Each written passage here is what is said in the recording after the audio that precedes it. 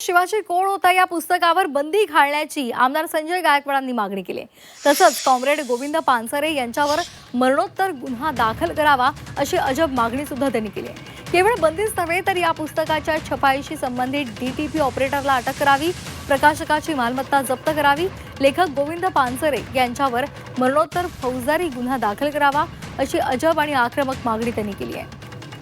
त्यामुळे आता या नव्या वादाची शक्यता वर्तवली जाते।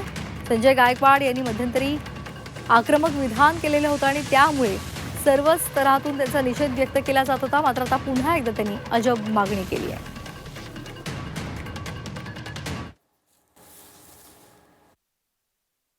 शिवाजी कोण होता या पुस्तकावर बंदीची मागणी केलेली आहे। तो त्यांचा संविधानिक अधिकार आहे। ते कायदेशीर मार्गाने किंवा लोकशाही मार्गाने ते मागणी ते करू शकतात।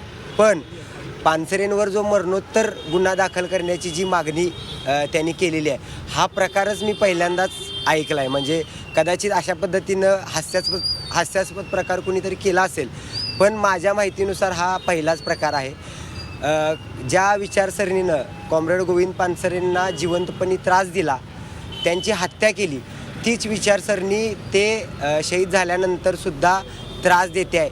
ह्याचं एक ज्वलंत उदाहरण आहे।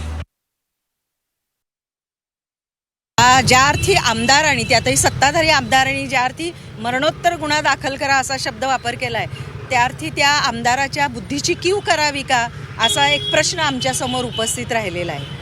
पण समाज कुठेतरी जागा होईल आणि या लोकांना प्रश्न विचारेल। व्यवस्थेला प्रश्न विचारणारे कुणालाच नको असतात आणि आत्ताचे जे सत्ताधारी आहेत त्यांनाही प्रश्न विचारणारी माणसं नको आहेत।